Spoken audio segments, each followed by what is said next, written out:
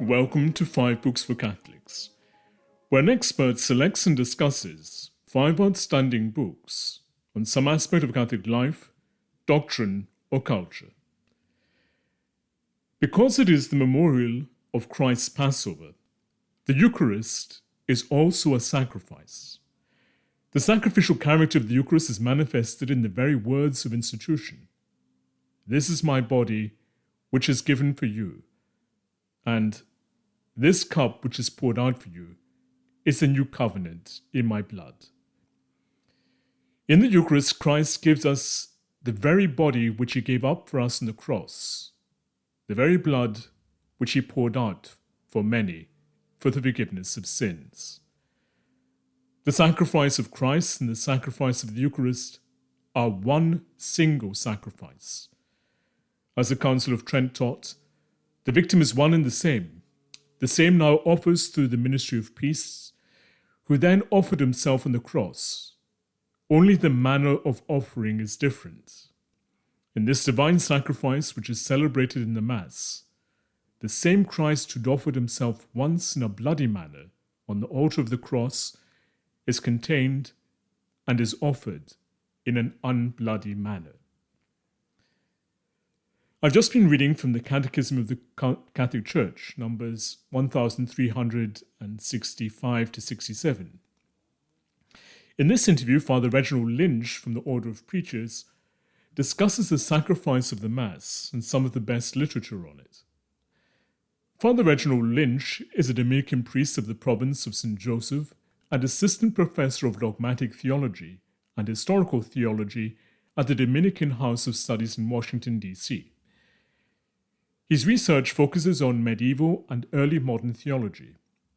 He is the author of The Cleansing of the Heart, The Sacraments as Instrumental Causes in the Thomistic Tradition, published by Catholic University of America Press, and Aquinas' Summa Theologiae and Eucharistic Sacrifice in the Early Modern Period, published by Oxford University Press. The books recommended and discussed in this episode are first, The Mass, The Presence of the Sacrifice of the Cross by Cardinal Charles Junet.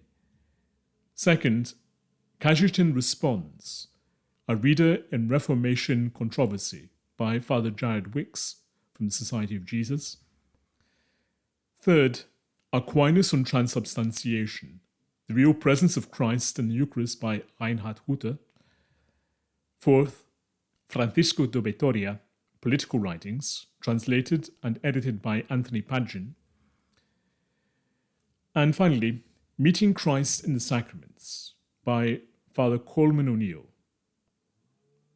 Links to these books are available in the show notes of this episode. And if you have a moment, please support this podcast by leaving a top rating on the platform of your choice. Father Reginald Lynch, welcome. Thank you. Briefly, could you explain in what sense the Eucharist is a sacrifice? Yes, that's an excellent question. And of course, this was a topic of a great deal of debate in the 16th century, before the Council of Trent and then at the Council of Trent. But it's a long-held doctrine of the Catholic Church. When you ask Aquinas what the sacrificial dimension of the Eucharist is, he has a number of different answers depending on how you ask the question. In one sense, it's a moral act. In another sense, it's a feature of liturgical symbolism. That is to say, when we celebrate the Mass in the rite, there's an image, as it were, in the same way that a painting of Cicero is said to present Cicero himself. There's a sense in which there's a making present through sign, if you will, of the sacrifice of Christ. But there's also in the Eucharist and its effects a real participation in charity in the sacrificial dimension of Christ's offering. So those are just some of the ways in which we can think about the Eucharist as Catholics. And the Council of Trent, of course, will say that the Mass, just thinking about the liturgy itself and the celebration of the Eucharist, is a mode, an unbloodied mode of Christ's bloodied sacrifice on the cross. So one sacrifice, but two separate modes. And so we have the great privilege as Catholics to participate in that unbloodied mode of the one offering of Jesus Christ, our eternal high priest. For many of the faithful, the penny might not have dropped that the Eucharist makes present the sacrifice of the cross. Mm-hmm. Is this just because of a lack of adequate catechesis, or are there other reasons? Yes, that's a great question. It's hard to speculate sometimes about why certain aspects of the faith are less intelligible, and I think that's waxed and waned over the centuries too. There was certainly a period in early modern Catholicism when the sacrificial dimension of the Mass and also the sacrificial nature of Christ's presence in the Mass was just a heavy point of catechetical emphasis, and also something that was depicted in liturgical art with great frequency. And you see that, at least a certain stylistic rendition of that, really peaking in the years after Trent. Some of it is a polemic against the Protestant reformers or an attempt to correct some of those errors. But the medieval liturgical art, for example, has equally evocative depictions of the sacrificial dimension of the Mass, the connection between the Eucharist and the cross. I think that, in many ways, the last 40 or 50 years, we've been through a number of different catechetical models that have emphasized different aspects of the Eucharist. Many of them have a lot to contribute, and I don't think it's helpful necessarily to be polemical about that. But at the same time, the recovery of a more robust sense of the Eucharist, as you find in Pius XII Mystici Corporis, for example, includes the idea of sacrifice within a larger Eucharistic ecclesiology. That is the sense of the Church which draws its life from the body of Christ in the present.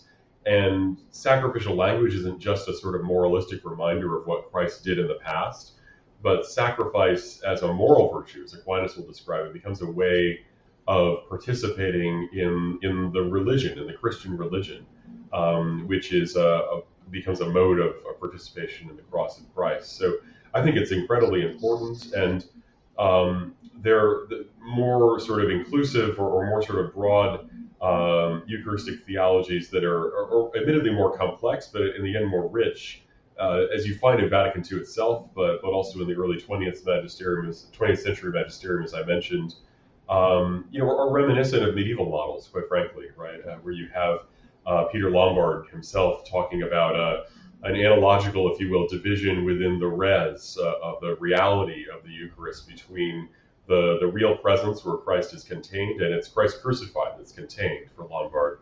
But then the res, in the broader sense, is not contained, which is the mystical body of the Church. So all of those senses of Eucharist have indelibly sacrificial characteristics to them, and sacrifice in a lot of ways is the category that we can use to capture the authentically anthropological dimension of our liturgical participation in the cross. We're beneficiaries in sanctifying grace of the fruits of the cross, of Christ's sacrifice on our behalf, and we benefit from that in the sacrament of the Eucharist also, but conceived of as a sacrifice, as something we offer within the context of grace as part of our liturgical life. The Mass has an incredible power to transform the life of the Church and to become a space where not only we gather as a sort of social organization or a social body, but a sacrificial one which offers the sacrifice of praise that's been given to us, put upon our lips, as it were, by the Christ as high priest. Some might object that the Mass's character as a sacrifice is less apparent in the Missal of Paul VI than the preconciliar Roman Missal, or simply in the Ars Celebrandi that might be widespread in certain parts of the Church. Is that a valid objection? Well, so I would make some distinctions. I think, I think Ars Celebrandi is always, reverence on the part of priests is always a good idea, and there's a sense in which we can never have too much of that. And, I think Ars Celebrandi, if you ask Aquinas, if you follow Aquinas' own anthropology of sacrifice, so beginning in the Secunda Secundae on religion, it's a moral virtue, but in the theological life, it comes to be operated by the higher virtue of charity. And so to be reverent in that sense is first and foremost to perform with charity the inner acts of the virtue of religion, which are devotion and prayer. And then external acts flow from that as signs of the internal act. And so the externalities of the liturgy are very important. They're what Aquinas would call sort of specified external signs. That is, they have the ability to form the inner act by presenting us with what is to be done. So there's a lot of things the priest is supposed to do and supposed to do in a certain way, rules to be followed and all that. Beyond just an empty sort of external legalism, it really is meant to form the heart of the priest, certainly for himself in his own offering, but in as much as he's offering on behalf of the church. It's more than just a sort of, a play or something like that, a show for others. It really is meant to be his own act, to make one's own the gestures of the Mass, for example. And I think real reverence in that sense is rooted in an internalization of the rubrics of the rite as an external sign of one's authentic devotion and prayer. That is to say, also, it's not to say that, adaptation, I think, or kind of, changing the rite or something like that, or celebrating without reverence is always, I think in some way, it's just perhaps a sign that's, maybe there's just not enough attention being paid to it, or, potentially there's a lack of devotion too. So I would always start with the internal act and build outwards. I think in terms of the Missal, there's plenty of sacrificial language in even some of the newer Eucharistic prayers. If it's just mentions of sacrifice we're looking for, right? Like number 4 has quite a lot of sacrificial symbolism. I think the question of the Missal, it's a broader question we've been dealing with in the Church for a long time, and I think it's perfectly possible to celebrate the Missal of Paul VI with great reverence. And I think that, there's certainly plenty of, there's just as much sacrificial language as there ever was in the Roman canon.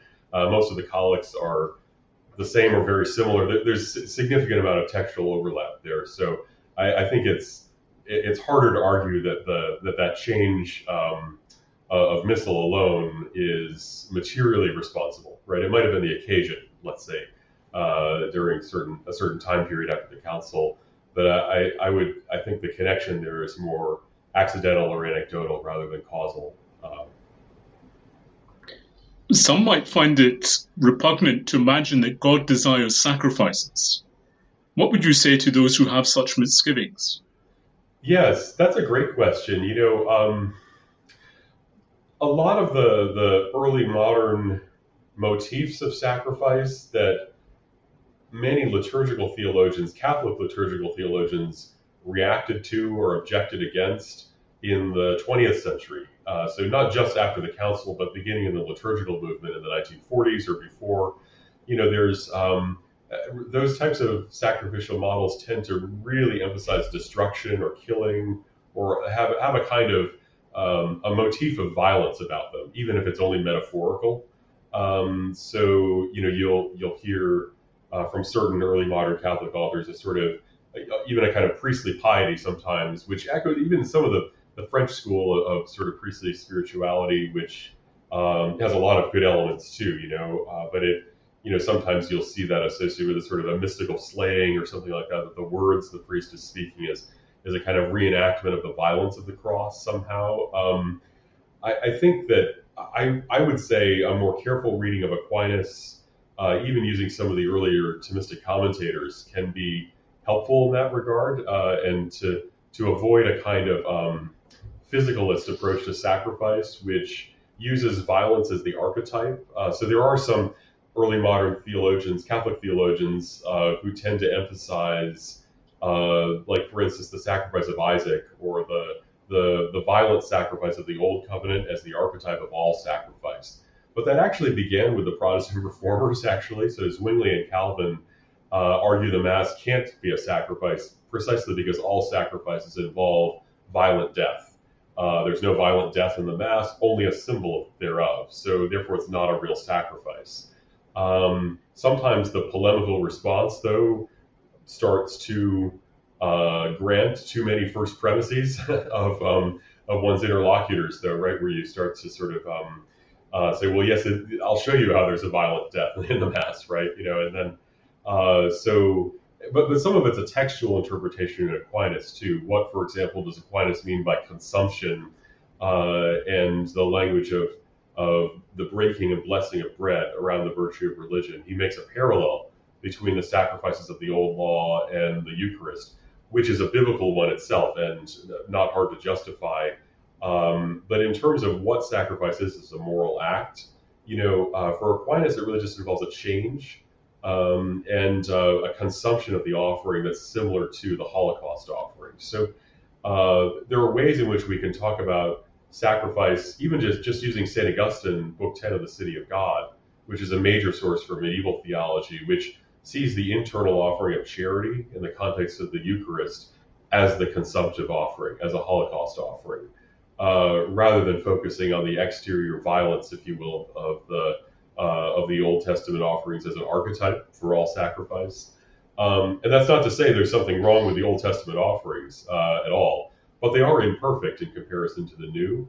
And Aquinas, in here he's following the Venerable Bede and a lot of other high medieval authors, that the sense in which there's a parallel between, there's an allegorical fulfillment in the new law of what was foreshadowed in the old, and particularly with regard to the priesthood of Christ and the temple imagery. The Eucharist and the cross and the life of the church fulfill in reality what was foreshadowed in type by the entrance of the high priest year after year into the Holy of Holies. So the letter to the Hebrews is a significant hermeneutical key in that sense for a lot of, and it's not just in the high medieval West. You can find some of this in the Greek fathers as well, but a sense in which the liturgical life of the church in charity is an allegorical fulfillment of the rites and ceremonies of the old law. St. Ambrose of Milan has some similar ideas in his book on the mysteries and then on the sacraments as well. So there's many senses in which sacrifice as a concept which is rooted in the anthropology, the religious anthropology of the human person, can play a really vital and authentic role without being some sort of a violent offering that God demands or something like that. One way to think about it is just in terms of the offering oneself as a Holocaust offering, right? Aquinas, this is in his treatment of the Old Law, the ceremonies of the Old Law in 102 in the Prima Secundae.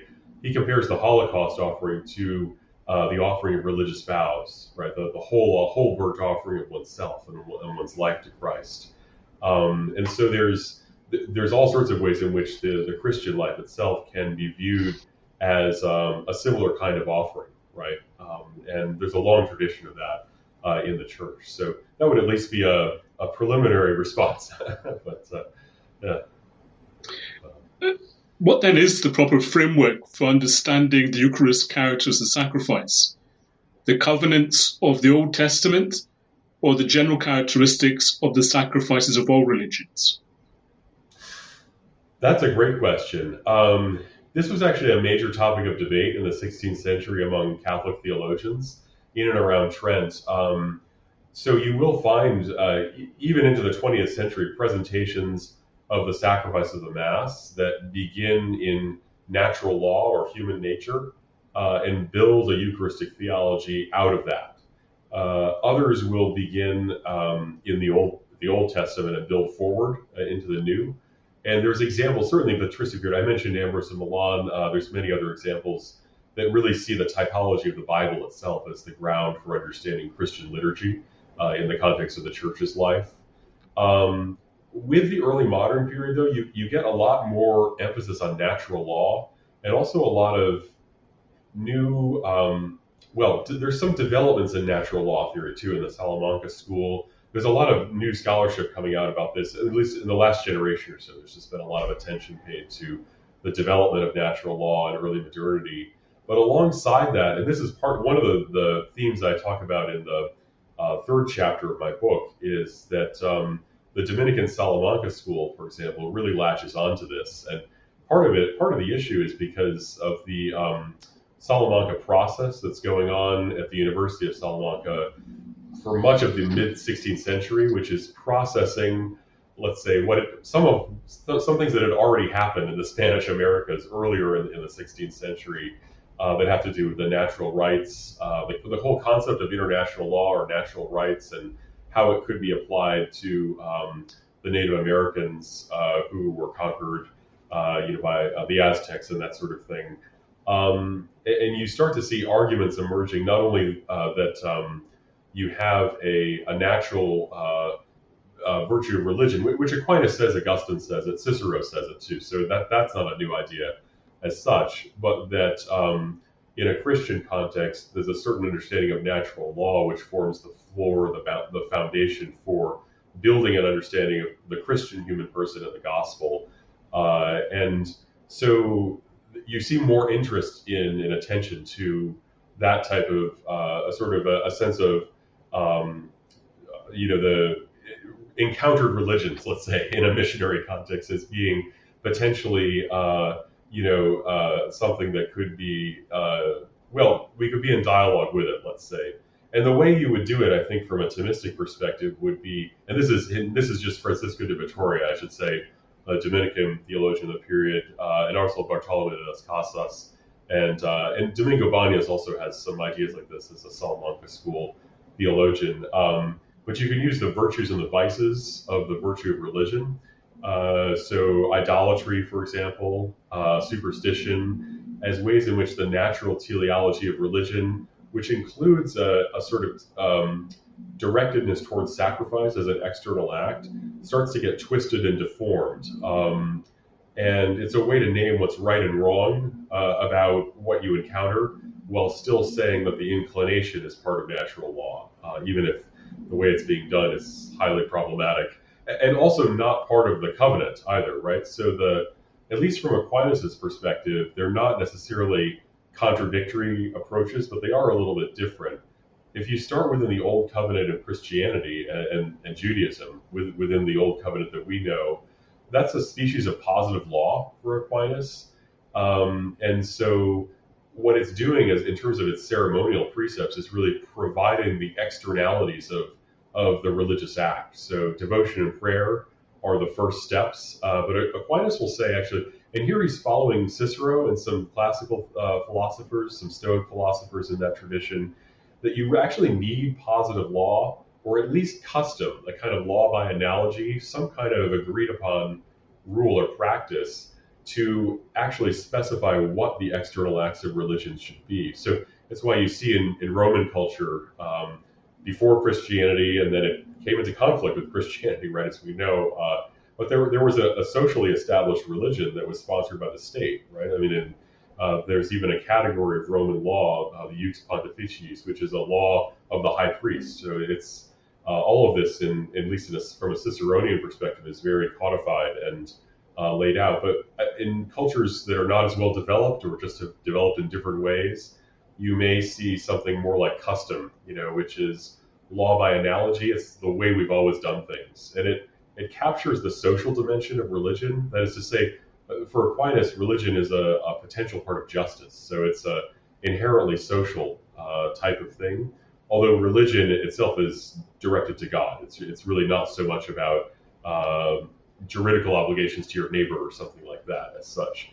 But as a praxis, there's social consensus, if you will, plays a certain role. So you can identify natural iterations of religion, something which that's the religious part of that culture, I'm pretty sure. I don't know what else is going on here, but I'm pretty sure that's the religious part, without in any way confusing that with the supernatural character of divine revelation and the gift of divine covenant also, which comes with real precepts for the external exercise of religion according to ritual. And so you have ceremonial precepts, Aquinas will say, in addition to moral ones under the Old Covenant. Some of the old law is about what you should and shouldn't do morally, right?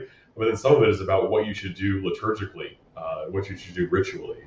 And that continues into the law of charity. Aquinas will say that the law of the gospel has ceremonial precepts, effectively, right? And so charity as an internal life of the heart in Christ really does have this externality, which is a liturgical form of the church's life. So I think you can take a both-end approach if properly understood. That would be my answer. I think so. Which are the most important magisterial documents on the sacrifice of the Mass? Yes, that's a great question. So the Council of Trent can't be underestimated here. So Session 22 of Trent, it's one of the last sessions, or closer to it at least. So Trent it's not the first time that sacrifice is mentioned, certainly by the liturgy, by the Church, but it is a very clear and very biblical exposition of the doctrine of the sacrifice of the Mass. It's interesting, Trent, there's been some recent work done on the historical context for Trent. I mean, so all of the major theological schools within Catholicism at the time, were present at Trent in fairly large numbers. But there's also a decision made fairly early on not to use too much scholastic language, right? So it's written in a biblical mode. Partially that reflects the felt apologetical needs with regard to Protestant critiques to show, for example, that the sacrament of the Mass is a biblical doctrine, and many other doctrines of the faith as well also can be justified on those grounds. It also avoids taking too many sides, though, right, within existing disputes within the Church, which was probably prudent, I think, at the time. But Trent's treatment of the Mass, the sacrifice, there were a few places in Trent where sacrifice is mentioned offhand in one way or another. The initial creed for the council certainly mentions it, but the dogmatic teaching on sacrifice certainly is a ubiquitous source. So it follows largely the trajectory of the letter to the Hebrews in terms of reading the Old Testament archetypes as something which is fulfilled in the sacrifice of the Mass. I've argued, though, in my chapter on Cajetan on the sacrifice of the Mass, I argued that you can see, so even though there's no explicit attempt to cite Aquinas, for example, or something like that in Trent, it's really just arguing from the Bible, but that earlier biblical theology or attempts to make arguments with Scripture, you can see similar patterns. And the modal distinction is actually that between the mode, the unbloodied mode and the bloodied mode, between the Mass and the cross as one single sacrifice, modally distinguished, is something, it's a point that Cajetan makes. And there's some other ways in which his later treatise on the sacrifice of the Mass, he has a couple different treatments of it. I think you can see some textual parallels. That's the strongest claim I can make from a scholarly perspective, right? You can see some textual parallels between Cajetan's work and the eventual document of Trent. Johann Eck would be another person who likely influenced the Tridentine decree, and many other theologians who were present and involved in the process. It's really, by the end of the council, it's definitely a collective project, and that's gone on for at least almost 2 generations, really. From, if you look at Cajetan's original response in the 1520s to the reformers to the time you actually start to see the council wrapping up. But beyond Trent, Pius XII, Mystici Corporis and Mediator Dei are excellent texts, excellent documents, really important texts for just for understanding the nature of the liturgy and the Eucharist in relation to the Church in terms of Mystici Corporis. Mediator Dei also, it has probably the most the magisterium's ever said about sort of which part of the Mass is the sacrifice, right? So Trent affirms that the Mass is a sacrifice, but doesn't resolve other questions about how exactly we should think about the offertory in relation to the priest's consumption or something like that. It doesn't get into the weeds at that level, or really attempt to answer that more liturgical question, right, of which specific action. Mediator Dei doesn't resolve all disputes or anything, or give any, but it does clearly endorse the double consecration as being a mystical separation of the body and blood of Christ, which is in Aquinas and in a lot of places in the tradition. You can find some allusions to this earlier too. So it's not necessarily the first time the magisterium has ever mentioned it, but then also the priest consumption is mentioned as well. So those would be some very important magisterial texts. And Vatican II, of course, I think needs to be mentioned as well. The documents there are surprisingly rich on all these subjects, and surprisingly, they're in deep continuity with the Church's theological tradition and existing magisterial tradition as well. So. Each of the books that you've selected is representative of the Thomas tradition in one way or another. That's fair. Yeah. Obviously, they also address the biblical and patristic teachings on the Eucharistic sacrifice as well as alternative theological explanations of it. Where would you point someone for a non-Thomistic account of the sacrifice in the Mass? Oh, that's a great question. In terms of contemporary books or reasonably contemporary books, there's let's see. I think Maurice Le Pen. I'm just looking at my own bookshelf here. That's early 20th century. The Guide du Sacrifice de la Messe is an excellent text, which is more comprehensive. It's of an older style historically. I think methodologically, I wouldn't say it's outdated. It's just, but it's also it's not the methodological style I would adopt. But that's not to say it isn't an excellent resource that still stands as just a really powerful treatment of the Eucharist and the sacrifice. But it's a historical survey in broad sort of thematic categories. That's very useful book. De la Taille's book on the Mass, also from a similar period in the early. Now I think you say non-Thomistic.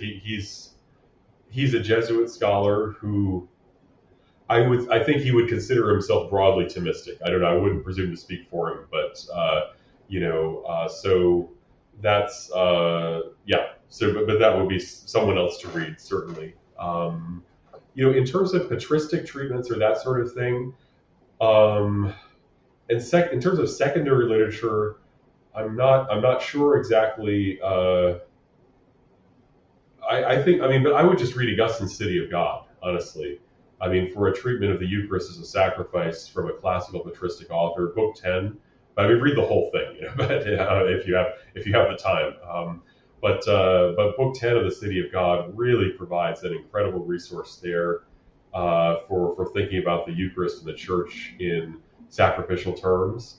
I think some of the earlier martyrs too, they're not always talking about the Mass as a sacrifice in a sense that we've inherited certain conversations from early modernity, which, as you mentioned, sometimes have become a little bit distasteful perhaps to some contemporary theologians, but there's much broader paradigms for thinking about the Eucharist and sacrifice in the Church's wider tradition that encompass things like the Shilliten martyrs, for example, or the martyrdom of St. Polycarp, Justin Martyr's work that all really connect the notion of martyrdom to Eucharist and to Church. That ecclesiology and Eucharistic theology have this deeply sacrificial quality that comes out as a theological theme in the context of the persecutions the Church was enduring in the 2nd and 3rd centuries.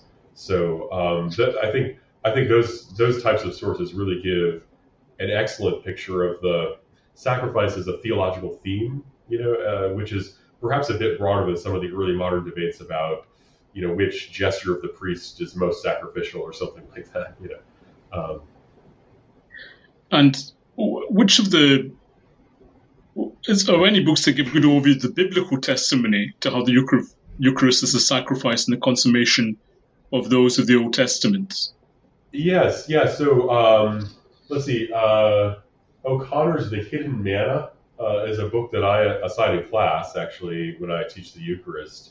That has I think a really beautiful treatment of the early Church and the Bible on the Eucharist in general, but certainly including themes of sacrifice in there. Journet's book that I cited has a bit as well.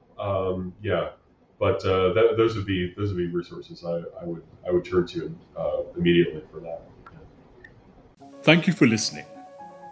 To read or listen to the rest of this interview and gain full access to our archive, visit 5booksforcatholics.com and become a premium subscriber. If you've enjoyed this episode, please subscribe to the podcast and give it a top rating on the platform of your choice. That way more people can discover it. You can also support the podcast and help us produce more interviews like this one by making a one-off donation via the link given in the show notes. As little as $1, £1, or €1 can help and will be greatly appreciated. Thank you once again, and God bless.